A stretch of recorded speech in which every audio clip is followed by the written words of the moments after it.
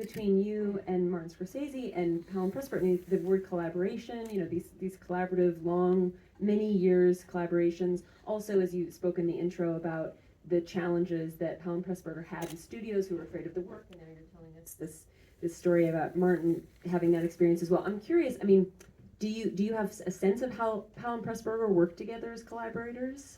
Not well. I'm getting more and more now that I'm working on Michael's later diaries, which is fascinating. He was a great writer, and he would have become a writer if his mother hadn't taken him to see a silent movie when he was 16, and that was it. But he's a great writer, and he started writing the diaries as his career was beginning to fail. The British film industry was failing actually at that time, and so I'm finding out a great deal more about their collaboration, but collaborations like that are mysterious and miracles, and actually in the documentary, which I hope you're all going to see, at the very end, someone asks Michael, what do you think made your collaboration so special? And he said, love. Love is what it's about. And so those kind of collaborations are so mysterious. How do you figure out what De Niro and Marty do? I mean, it's a miracle. And so I am finding they did have disagreements. Michael wrote a lot more than anyone knows. In fact, he rewrote the entire script for A Matter of Life and Death when he was on a ship with some American GIs going back to America right at the end of the war. That's why he put the Americans into that film. But it's hard to explain. I don't think you can ever understand a great collaboration. Well, and the idea that love is really what connected them makes me feel, it warms me so much, because we were speaking before about how these films are really about humanity, I mean, there's these incredible set pieces and these visuals that are just so stunning, but at the core of them is love and life and a great love of life. And Michael had me put on his grave, film director and optimist. And he was. I can't tell you what it was like to live with someone like that, who cherished every second of every day. Not that he hadn't been through some very terrible times, but when he woke up, the first thing he would do was think about his autobiography, and then he would make some insane breakfast with a banana and a tomato. And Sundays was our happiest day, and we would work on the autobiography. I would read back to him what he had recorded, and I had transcribed, and we would edit it together. We never got out of our bathrobes. It was our happiest time. And I'm sorry, what was the question? Just love and humanity and how these films are evolved. I wanted to say, for those of you who haven't seen A Matter of Life and Death, is that still? It's still, there's another screen. There's one more screening of it. I can't think of it off the top of my head, but it's coming week. Because that was Michael's favorite film. Marty's, of course, is Red Shoes, but he's veering back towards Blimp now. Blimp is my favorite. But the reason A Matter of Life and Death was Michael's is because he could do anything. He could create heaven and earth. He didn't have to worry about continuity. He could do anything he wanted with that film. And it is about love, the power of love. And Michael knew a great deal about love. And when she steps on for those of you who've seen the film, when she steps on the stairway to heaven to give up her life so that David Niven can live, that's what Michael would have done for me, and I would have done for him. And it's very, very important for him, that moment.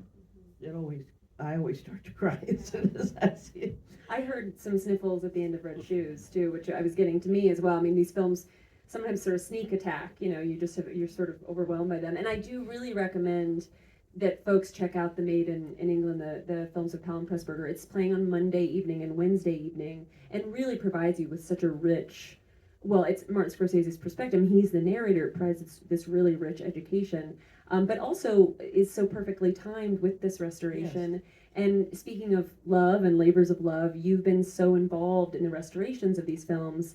And we spoke a lot as we were preparing for this for the Film Center, because we're all sort of obsessed with celluloid, so I had just all these 35 millimeter prints lined up, and you really left an impression on me, because you said, why in the world would you show an older print, that isn't in good shape, when we had these stunning. Not older. What happened was, Yeah. we were able to restore what you saw digitally. We could never have done that on film, unfortunately. We love film, we still shoot film, but I edit digitally, and we have to finish digitally because of all the visual effects and everything now.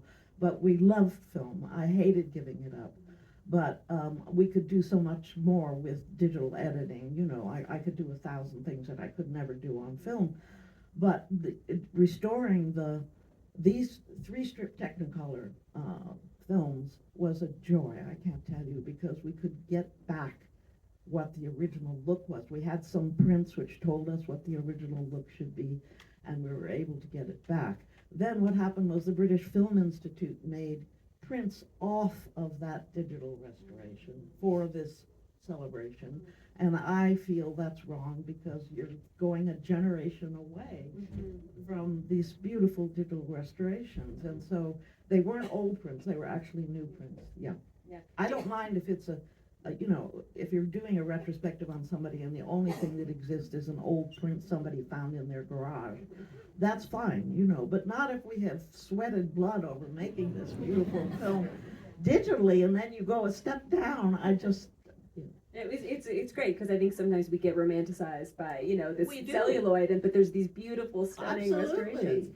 Are you working on any new restoration? Are there any restorations in the mix Well, now? we have some we're planning. Gone to Earth is one. Canterbury Tale has never been restored, so we will be doing them once the money is raised. The Film Foundation, Scorsese's Film Foundation, is a miracle. They've restored 500 films around the world, and they always pick a film that nobody else will restore.